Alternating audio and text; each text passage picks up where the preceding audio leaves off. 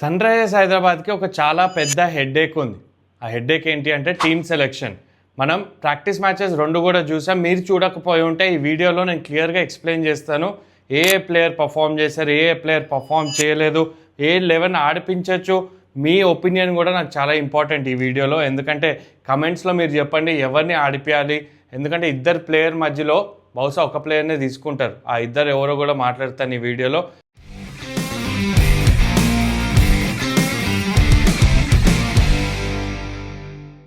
సరే, first of all చూసుకుంటే Travis Head, Abhishek Sharma doubt లేదు. కానీ ట్రావిస్ హెడ్ 2 మ్యాచ్లు ఏదైతే జరిగినాయో ఒక మ్యాచ్ కూడా ఆడలేదు. ఈ didn't come yet.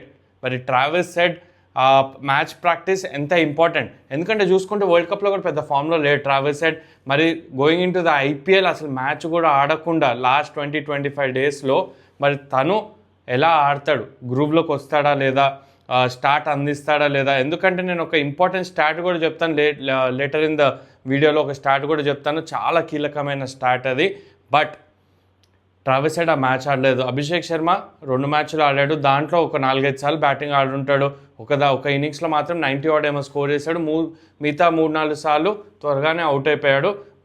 Ishan Kishan విషయానికి వస్తే ఒక ఇన్నింగ్లో 70 కొట్టాడు. తను కూడా 2 మ్యాచ్ల్లో వరుసగా ఆడుతూ వెళ్ళాడు. ఒక 3-4 సార్లు ఆడాడు.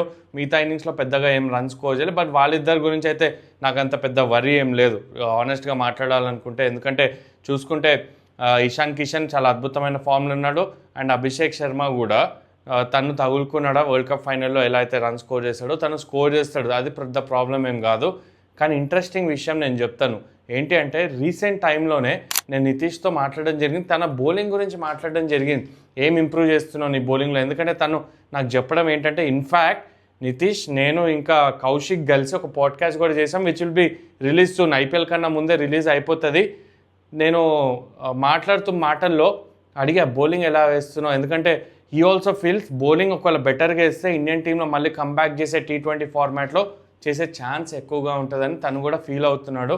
అండ్ అలానే తన బౌలింగ్లో ఒకవేళ మీరు చూస్తుంటే ఆ 2 మ్యాచెస్ ఏదైతే ప్రాక్టీస్ మ్యాచెస్ అయినాయో క్లియర్గా ఏం చెప్పాడంటే, ఆ రన్అప్లో స్పీడ్ పెంచే ప్రయత్నం చేస్తున్నాను. దానివల్ల నా ఎండ్ రిజల్ట్లో అంటే 130 వేసేది 135, 137 వేయగలిగితే అది చాలా పెద్ద డిఫరెన్స్ అవుతుంది నా బౌలింగ్లో అని తను చెప్పడం జరిగింది. యాజ్ అ క్యాప్టెన్గా నేను చాలా ఇయర్స్ నితీష్ని చూశాను.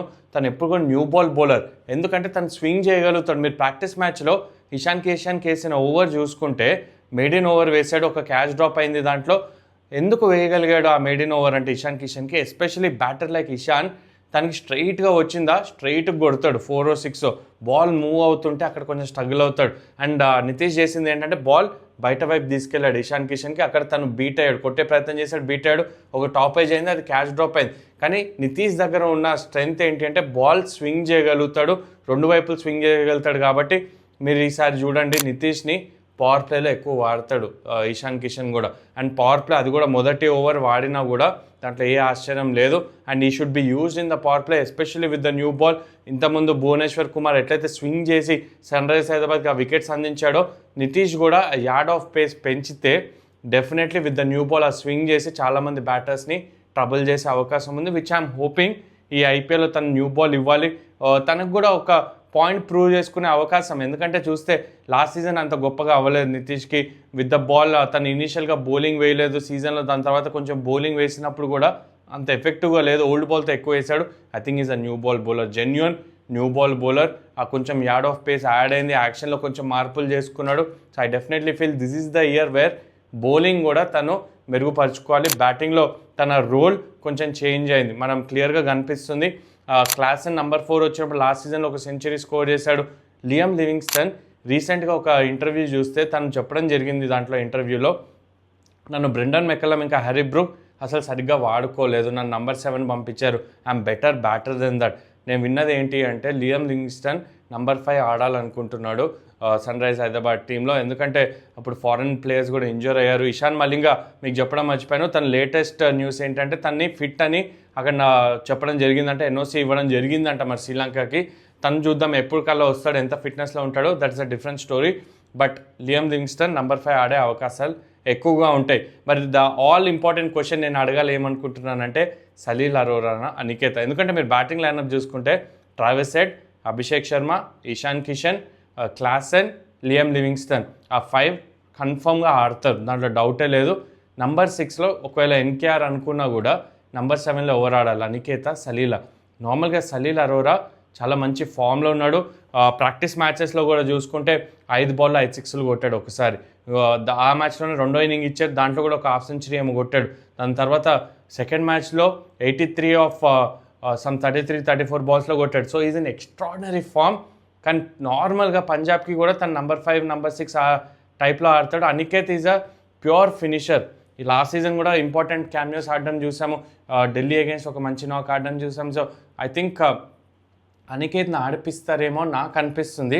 మీకేమో అందరికీ తెలిసిందే, మన ఇండియన్స్కి ఎస్పెషల్లీ ఫ్యాన్స్కి మెమరీ అనేది చాలా షార్ట్ ఉంటుంది. ఇక కొత్త మోజు కూడా చాలా ఉంటుంది. సలీల్ ఇప్పుడు మంచి ఫామ్లో ఉన్నాడు, మరి సలీల్నే ఆడిపియాలి కదా అని చాలామంది అంటారు. కమెంట్స్లో కూడా మీరు చెప్పండి సలీలా, అనికేత అని. That will be the big question. ఇందాక హెడ్ ఏక్స్ అన్నాను, ఇది గుడ్ హెడ్ ఏక్. ఇద్దరు కూడా మంచి ఫామ్లో ఉన్నారు. అనికేత్ కూడా రన్ స్కోర్ చేశాడు ప్రాక్టీస్ మ్యాచ్లో చూసుకుంటే, తను రన్ స్కోర్ చేయడం జరిగింది. నితీష్ కూడా 70 odd స్కోర్ చేశాడు సెకండ్ ప్రాక్టీస్ మ్యాచ్లో. బౌలింగ్లో 2 మ్యాచెస్ కూడా ఇంప్రెస్ చేశాడు నితీష్. ఫస్ట్ మ్యాచ్లో 3 wickets, సెకండ్ మ్యాచ్లో 2 overs 12 runs అండ్ అభిషేక్ శర్మని కూడా అవుట్ చేశాడు. కాబట్టి so Nitish is in good form with both bat and ball.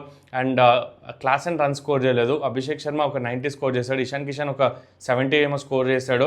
Liam Livingstone అంతగా ఇంప్రెస్ చేయలేదు, బట్ తన బౌలింగ్ కూడా ఇవ్వగలుగుతాడు. అండ్ ఫారెన్ ప్లేయర్స్ చూసుకుంటే ఇంజరీస్లో కూడా ఉన్నారు కాబట్టి సో డెఫినెట్లీ లియామ్ లివింగ్స్టన్ ఆడుతూ నంబర్ 5లో ఆడతాడు. ఆల్ ఇంపార్టెంట్ క్వశ్చన్ అనికేత, సలీలా. హర్ష్ దుబే డెఫినెట్లీ ఆడతాడు. సో తన నంబర్ 8 అనుకున్నా కూడా బ్రైడన్ కాస్ని ఆడిపిస్తారు. ఫాస్ట్ బౌలర్, ఎస్పెషల్లీ చిన్నస్వామి లాంటి వికెట్లో హైట్ ఉన్న ఫాస్ట్ బౌలర్ చాలా ఎఫెక్టివ్గా ఉంటాడు. ఎక్స్ట్రా బౌన్స్ అనేది లభిస్తుంది కాబట్టి సో బ్రైడన్ కాస్ డెఫినెట్లీ 11లో ఆడతాడు. అండ్ హర్షల్ పటేల్ ఇంకా జయదేవ్ ఉనద్కడ్, ఇది నేను 11 అనుకుంటున్నా. ఇంపాక్ట్ ప్లేయర్లో శివన్ కుమార్ని ఆడిపోయాడు. ఎలా అయితే ప్రాక్టీస్ మ్యాచ్లో వేశాడు, ఆ గూగ్లీ ఎవరు రీడ్ చేయట్లేదు, క్వికర్ త్రూ ది ఎయిర్ వేశాడు, అటాకింగ్ బౌలింగ్ వేశాడు, 2 మ్యాచ్లో కూడా వికెట్స్ అందించాడు. కాబట్టి ఐ థింక్ లాస్ట్ ఇయర్ ఏదైతే చూసామో మన స్పిన్ డిపార్ట్మెంట్ కొంచెం వీక్గానే ఏదైతే మాట్లాడామో, ఐ థింక్ శివన్ కుమార్ తను ఒకవేళ డెలివర్ చేయగలిగితే ఆ ప్రాబ్లం అనేది డెఫినెట్లీ సార్ట్అవుట్ అయిపోతుంది. తను బ్యాటింగ్లో కూడా యాక్చువల్లీ పెద్ద షాట్స్ ఆడగలుగుతాడన్న పేరు అయితే ఉంది. ఇప్పుడు దాకైతే చూడలేదు మనం, బట్ డెఫినెట్లీ ఆ ఎబిలిటీ అయితే తన దగ్గర ఉందని చాలామంది అనడం అయితే జరుగుతుంది. సో అది నా 11 అని నేను అనుకుంటున్నా. మీరేమనుకుంటున్నారు? వర్సెస్ ఆర్సీబీ ఫస్ట్ 11 ఇంకా ఇంపాక్ట్ ప్లేయర్ ఎవరు ఉండాలి? ఇంకేమైనా సర్ప్రైజెస్ ఉన్నాయా? ఈశాన్ మలింగ వస్తే బహుశా తనని ఆడిపించవచ్చు, కానీ ఎవరి ప్లేస్లో ఆడిపిస్తారు? మీకు అక్కడ 4 ఫారెన్ ప్లేయర్స్ అయిపోయారు. అక్కడ ఒకవేళ ఈశాన్ మలింగ ఫిట్ ఉండి లియామ్ లివింగ్స్టన్ కూర్చోబెట్టి సలీల్ అరోరా, నితీష్ కుమార్ రెడ్డి ఇంకా అనికేత్ ముగ్గురిని ఆడిపిస్తే లాస్ట్ సీజన్ అదే ప్రాబ్లమే. మీరు క్లాసెన్ నంబర్ 4 పంపించిన తర్వాత ఎన్కేఆర్ ఫామ్లో లేడు, దాంతో అక్కడ ఎక్స్పోజ్ అయిపోతుంది. అంతా ఇండియన్ బ్యాటింగ్ లైనప్ వల్ల ఎక్స్పోజ్ అయిపోయింది. అందుకే లియామ్ లివింగ్స్టన్ని 13 crores పెట్టి తీసుకోవడం జరిగింది ఈ ఆప్షన్లో. అది ప్రాబ్లం ఏమైనా సాల్వ్ అవుతుందా? అండ్ ఇంకొక స్టార్ట్ నేను చెప్తానన్నాను, ఒకవేళ హెడ్ ఇంకా అభిషేక్ త్వరగా అవుట్ అయ్యారు పవర్ ప్లేలో అంటే యావరేజ్ స్కోర్ సన్ రైజర్స్ది 160. ఇద్దరిలో ఒకళ్ళు పవర్ ప్లే దాకా ఉండి తర్వాత కూడా ఆడితే యావరేజ్ స్కోర్ 220, 60 runs తేడా ఉంది. దాన్ని బట్టి అర్థమవుతుంది ఏంటి, ట్రావిస్ హెడ్, అభిషేక్ శర్మ ఇద్దరిలో ఒకళ్ళు పవర్ ప్లే ఆడారు అంటే సన్ రైజర్స్ 200+ ప్రతి ఒక్కసారి కూడా వస్తుంది. So they both have to perform. Last season ఇద్దరు కలిసికట్టుగా అన్ని మ్యాచెస్ పర్ఫామ్ చేయలేదు, అందుకే సన్ రైజర్స్ ఓడిపోవడం జరిగింది. అదే ముందు 2024లో వాళ్ళు కలిసి పర్ఫామ్ చేశారు కాబట్టే ఫైనల్ దాకా వెళ్ళారు. సో ఈ season Abhishek Sharma, Travis head, Ishan Kishan ముగ్గురు లెఫ్ట్ హ్యాండర్స్ ఉన్నారు. ప్రతి ఒక్క టీం ఆఫ్ స్పిన్నర్తో వస్తారు, దాంట్లో డౌటే లేదు. ఇద్దరిలో ఒకళ్ళైతే పవర్ ప్లే దాకా ఆడాలి. 200+ అయితే డెఫినెట్గా స్కోర్ చేస్తారు సన్ రైజర్స్. సో ఇది హెడ్ఏక్స్. అయితే బౌలింగ్లో ఇంజరీస్ ఉన్నాయి, 3 ఇంజరీలు. ఒకటేమో ప్యాట్ కమిన్స్, ఒకటేమో జాక్ ఎడ్వర్డ్స్, ఈశాన్ మలింగ త్వరగా వచ్చేటట్టుగా అనిపిస్తున్నాడు. అది బ్యాడ్ హెడ్ఏక్. గుడ్ హెడ్ఏక్ ఏంటంటే సలీల్ అరోరా ఇంకా అనికేత్ మధ్యలో ఇద్దరిలో ఒకళ్ళు ఆడిపోయాలి, విచ్ ఇస్ అ లగ్జరీ. మంచి ఫామ్లో ఉన్న ప్లేయర్స్ ఎప్పుడైనా కూడా మంచి లగ్జరీయే కాబట్టి సో ఏది ఎలా జరగాలి? సన్ రైజర్స్ ఫ్యాన్స్ మీరు కమెంట్ చేయండి, ఎవరిని ఆడిపోయాలి, ఎవరిని ఆడిపోయద్దు, మీ 11 అంటే అన్నీ కూడా కమెంట్లో చెప్పండి. 28న బ్లాక్ బస్టర్ మ్యాచ్కి నేనైతే ఐ కాంట్ వెయిట్, ఎప్పుడు వస్తుందని వెయిట్ చేస్తున్నాను. మీరు కూడా వెయిట్ చేస్తారనుకుంటున్నాను. నెక్స్ట్ వీడియోలో కలుసుకుందాం.